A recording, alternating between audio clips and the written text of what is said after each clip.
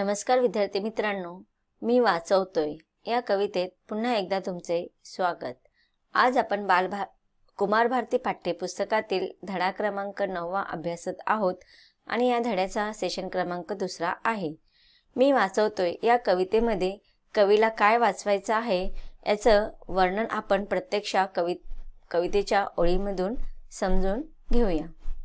बदलत जाणाऱ्या समाजाचे वास्तव चित्र रेखाटताना कवी म्हणतात की हाकेतून हद्दपार होते आई आणि हमराईच्या थांबल्यात गोठ्यातल्या गाई, हरवत चाललाय किराणा आणि भुसार सुपरमार्केटच्या झगमगाटात झरझर, लोहाराचा भात आणि कुंभाराचा आवा निघून चाललाय गावगाड्यासोबत मुकाट।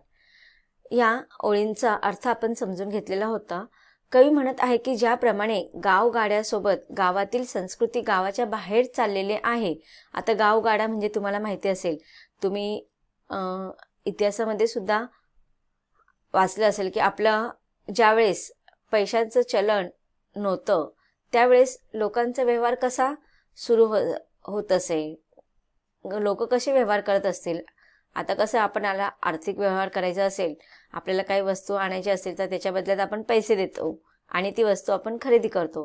पण ज्यावेळेस ह्या रुपयांचा पैशांचा चलनाचा शोध लागला नव्हता त्यावेळेसचे लोक कसे आदान प्रदान करत असतील ना, तर त्यावेळेस गावामध्येच प्रत्येक प्रकारचे वेगवेगळे कामं करणारी माणसं होती। कुंभार होता, चांभार होता, लोहार होता, सुतार होता, शिंपी होता।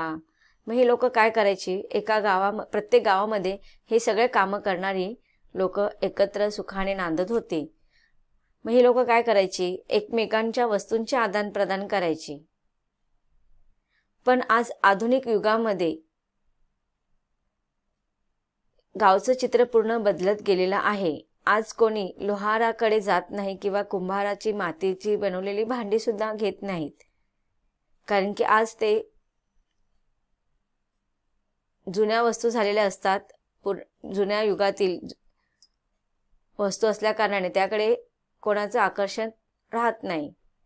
मग ह्या गावगाड्यासोबत ह्या गावातील संस्कृती म्हणजे लोहार म्हणा, कुंभार म्हणा, सुतार म्हणा किंवा अन्य जे उद्योगधंदे करणारे जे काही हे वेगवेगळे लोक होती ते सुद्धा काय होत चाललेले, ह्या संस्कृतीबरोबर जुने व्यावसायिक आपले भाते घेऊन, आपल्या कुंभाराचा तो आवा घेऊन गावाच्या बाहेर निघून गेलेले आहेत। म्हणजेच आज आपण जरी छोट्यातल्या छोट्या खेडेगावामध्ये जरी गेलो तरी आपल्याला हा लोहार त्याचा भाता घेऊन बसलेला आपल्याला दिसत नाही, लोहाराचं दुकान किंवा लोहाराचं घर आपल्याला दिसत नाही, किंवा कुंभार असं मडकी बनवताना त्या मातीमध्ये चिखलामध्ये ती माती मऊ करताना तो कुंभाराचा जो ते चाक असतं ते आपल्याला पाहायला मिळत नाही। कारण की आज ह्या गावगाड्यासोबत गावातील संस्कृती जुनी झालेली आहे आणि ती जी जुन्या वस्तू होतात, जी जुन्या संस्कृती होती आपण ते मागे सोडून देतो। घरातील जुन्या वस्तू किंवा आपल्याला न लागणाऱ्या जुन्या वस्तू आपण काय करतो, घरातून बाहेर टाकून देतो किंवा तो विकून टाकतो, भंगारवाल्याला वगैरे देऊन टाकतो। त्याचप्रमाणे ह्या गावगाड्यासोबत ह्या लोहार आणि कुंभारी छोटे मोठे जे काही उद्योजक होते किंवा छोटे मोठे जुने व्यावसायिक जे होते ते आता आपल्याला पाहायला मिळत नाही। अगोदर बघा ते पाटा वरवंटा वापरले जायचे, पण आता पाटा वरवंटाची जागा मिक्सरने घेतलेली आहे, त्यामुळे आपल्याला पाटा वरवंटा पाहायला मिळत नाही। अगोदर जेव्हा आपण पाटे वरवंटे वापरायचे त्यावेळेस त्या दगडाचा पाटा घेऊन बरेच गावामध्ये लोक ती विकायला यायचे। त्या पाट्याला सुद्धा काय करावं लागायचं, त्याला टाके द्यावे लागायचे, छिन्नीने त्याला टाके मारण्यासाठी ते विशिष्ट प्रकारचे लोक यायचे, पण आता ते आपल्याला दिसत नाहीत। ज्याप्रमाणे आपण सुरीला धार लावतो तसं त्या वरवंटा आणि पाट्याला सुद्धा त्याच्यावरती मसाला वाटण्यासाठी व्यवस्थित बारीक मसाला वाटता यावा, कुटता यावा म्हणून तो खलबत्ता आणि वरवंटाचा उपयोग केला जायचा। पण आता हे सगळे गावगाड्यासोबत ह्या सगळ्या वस्तू जुन्या झालेल्या आहेत आणि त्या गावाबाहेर निघून गेलेल्या आहेत। पुढे कवी म्हणतात की कल्हईची झिलई विस्तवासोबत निघून गेली, मागच्या धगीवर रटरटणारी आमटी राखेसहित दुरावत गेली गॅसच्या शेगडीवर। आता बघा कल्हई म्हणजे काय, की अगोदर जे सर्रास प्रत्येक घरामध्ये आपल्याला पितळेची तांब्याची भांडी पाहायला मिळायची आणि ह्या पितळी तांब्याचे भांडे वरचे वर त्या व्यवस्थित राहावे, खराब होऊ नये, त्यामुळे त्याला आतमधून कलई केली जायची आणि त्या कलईमुळे ते जी पितळी तांब्याची भांडी असायची त्याचा टिकाऊपणा अधिक वाढायचा आणि ती जी कलई बनवली जाते ती कलई बनवण्यासाठी एक विशिष्ट प्रकारचे कथिलेची तार असते, ती काय केली जाते, गॅसवरती वितळवली जाते. ती वितळवल्यानंतर मग त्या तांब्या पितळाच्या भांड्यांना त्या कथिलच्या तारेच्या वितळलेला तो जो काही द्रव्य बनायचा त्या द्रवाने त्या तांब्या पितळाच्या भांड्यांना आतून कलई केली जायची. मग त्या कलई करण्यासाठी विस्तवाची गरज असायची आणि पण विस्तव कधी असणार, जेव्हा चूल पेटली जाणार की नाही. पण आता आपण पाहतो का चूल आहे का? गावामध्ये पण आपण जातो तर गावी पण आता आपल्याला चूल पाहायला मिळत नाही. शहरात तर चूल हा प्रकारच नसणार आहे, पण गावात खेडेगावात सुद्धा आता आपण जातो तेव्हा आपल्याला चूल पाहायला मिळत नाही. अगोदर त्या विस्तवावरती म्हणजे चुलीवरती वेगवेगळ्या प्रकारच्या कलईची झिले विस्तवासोबत निघून गेली. मागच्या धगीवर रटणारी आमटी राखेसहित दुरावत गेली गॅसच्या शेगडीवर. तर बघा आता त्या धगधगत्या विस्तवावरती चुलीमध्ये जी आमटी बनायची ती आमटी आता चुलीवरती होत नाही, तर त्या चुलीची जागा कोणी घेतलेली, गॅसच्या शेगडीने घेतलेली आहे. आणि ह्या गॅसच्या शेगडी आता चूल नसेल तर विस्तव पण नसणार, ती राख पण नसणार की नाही. आणि ह्या सगळ्या वैशिष्ट्यांमुळे आता आपण म्हणतो की गावचे चुलीवरचं अन्न आपल्याला फार स्वादिष्ट लागतं. पण आज गॅसच्या शेगडीवरती सर्रास वापर केल्यामुळे ना त्या विस्तव पाहायला मिळत, ना ती राख पाहायला मिळत नाही. आता बघा ते जेव्हा तो धूर निघायचा तर धूरसाठी विशिष्ट प्रकारचा पंप असायचा गावी चुलीवरती लावलेला. तर ह्या सगळ्या गोष्टी दुरावलेल्या आहेत, त्या दूर गेलेल्या आहेत, त्या आपल्याला पाहायला मिळत नाहीत आता. आता तुम्हाला माहिती आहे ही लाकडं जाळून जी विस्तव बनवल्या जायची त्याच्यापासून कोळसा तयार व्हायचा किंवा मग हे लाकडे चुलीमध्ये जाळल्यानंतर त्याची जी राख असायची त्या राखेचा अनेक प्रकारचे उपयोग केले जायचे. पण आता चूलच नाही आहे, त्यामुळे ह्या सगळ्या गोष्टी आपल्या जीवनातून कालबाह्य झालेल्या आहेत. पुढे कवी म्हणत आहेत की बोल चालूतून निघून चाललीये माझ्या आईची बोली, सुट्टीत आता खेळत नाहीत मुलं विटी दांडू आणि लगोऱ्या, थांबून गेलाय त्यांचा दंग्या आट्यापाट्या आणि पिंगा, परकऱ्या मुली खेळत नाही आता आधीचे मातीतले खेळ. तर आता इथे कवीला काय सांगितलेलं की बोला चालीतून निघून चालले माझ्या आईची बोली. आईची बोली म्हणजेच काय, आई म्हणजे मातृ आणि बोली म्हणजे भाषा. तर आपली मातृभाषा, आता माझी मातृभाषा कोणती आहे, तुमची मातृभाषा कोणती आहे किंवा आपली मातृभाषा कोणती आहे, तर आपली मातृभाषा ही मराठी आहे. आणि मराठीसारखी सोज्वळ भाषा ह्या अन्य भाषांमध्ये कुठेच सापडणार नाही. पण आज आधुनिकीकरणामुळे आपण आपल्या मातृभाषेला काय करत आहोत, विसरत चाललेलो आहोत. आणि ती मातृभाषेची जागा आज परदेशी भाषेतील भाषेने घेतलेलं आहे. आणि ती परदेशी भाषा म्हणजेच इंग्रजी. आज बघा आपण अडाणी, बरेचसे पालक आपण पाहतो की अडाणी असतात, पण त्यांची अपेक्षा असते की त्यांच्या मुलांनी इंग्रजी मीडियम शाळेमध्ये शिकावं. आता जे विचार, ज्या भावना आपण आपल्या स्वतःच्या मातृभाषेमध्ये व्यक्त करू शकतो ते अन्य भाषेमध्ये आपण व्यक्त करू शकतो का? नाही. आपल्या स्वतःच्या आईजवळ जेवढं एखादं मूल मोकळेपणाने बोलू शकतं तेवढं आईची जागा कोणीच घेऊ शकत नाही.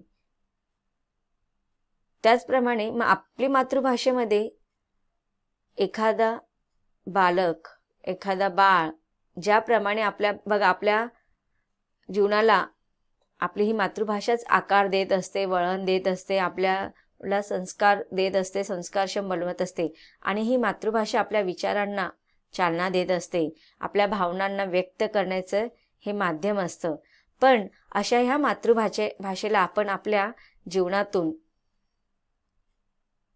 कमी करत आहोत आणि त्याच्याऐवजी आपण पाश्चात्य भाषेला अधिक प्राधान्य देत आहोत. आज ह्या इंग्रजीच्या किंवा पाश्चात्याच्या आधुनिकीकरणामुळे आपण आपल्या मातृभाषेला दुरावलेलं आहे. आज बघा, एखाद्या आईला इंग्रजी बोलता येत नाही तरी पण ती मुलाला लहानपणापासूनच पंखा नाही बोलायचा, फॅन बोलायचा, छोट्या छोट्या गोष्टींना ती सांगत असते की तिला येत नसेल तरी पण ती मुलांना सांगत असते. तिची अपेक्षा असते की मुलांनी मराठी शिकू नये, मुलांनी लहानपणापासूनच इंग्लिश शिकावं, मुलांना इंग्लिश आलंच पाहिजे. पण जेव्हा आपण स्वतः एखादी गोष्ट, आपल्याला इंग्लिशचं काहीच ज्ञान नाही आहे, आपल्याला स्वतःला मराठीमधून आपल्या भावना व्यक्त करत आहेत, तर आपण आपल्या मुलांना इतर भाषेचं ज्ञान देणं कसं? त्यांना आपण त्या भाषेमध्ये आपल्या भावना व्यक्त करायला लावणार कसं?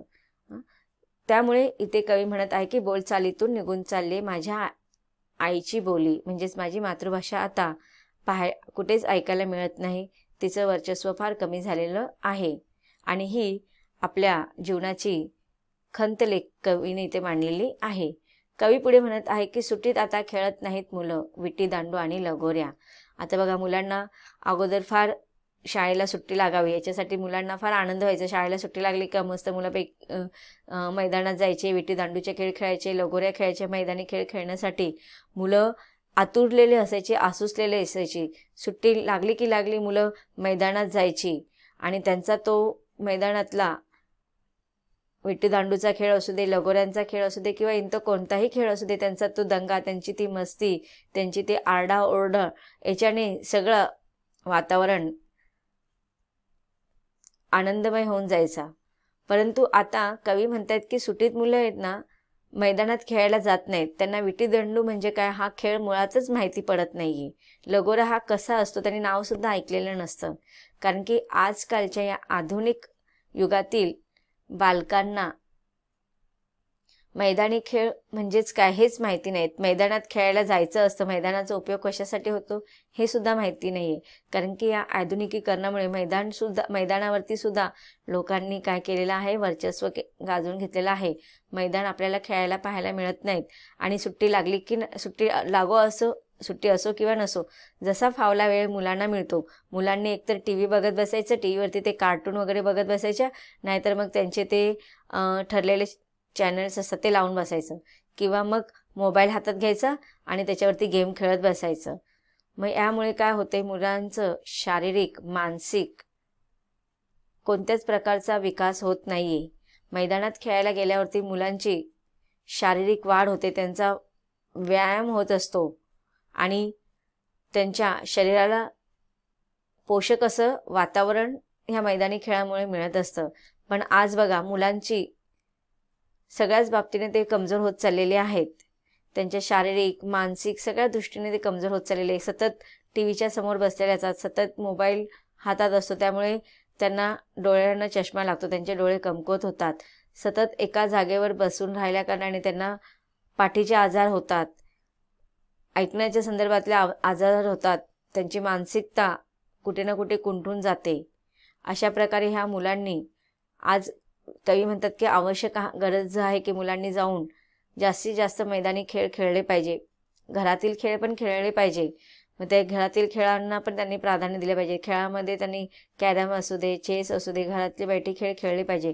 पण सतत त्यांच्या हातामध्ये फक्त मोबाईल एके मोबाईल आणि टी व्ही एके टी व्ही.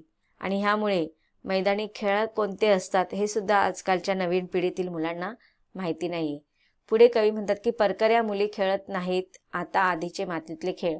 परकऱ्या म्हणजे की परकर, तुम्हाला माहिती असेल की अगोदरच्या लहान मुली परकर, झंपर, परकर हे कपडे त्यांचे असायचे आणि ते कपडे घालून मस्तपैकी त्या लहान मुली परकर घालून मातीचे खेळ खेळायचे. काही मातीचे त्यांच्याकडे त्यावेळेस आजच्या आधुनिक मुलींसारखे बाहुल्या नसायचे, डॉल नसायचे, सिंड्रेलाच्या बाहुल्या किंवा बार्बी डॉल वगैरे ह्या प्रकारच्या बाहुल्या नसायच्या.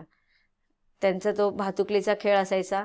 तर भातुकलीचा खेळ नसेल तर ते मातीचे ते खेळणी बनवायचे, मातीमध्ये ते बाहुली बनवायचे आणि अशा प्रकारे त्यांच्या मातीतले ते खेळ चालू असायचे.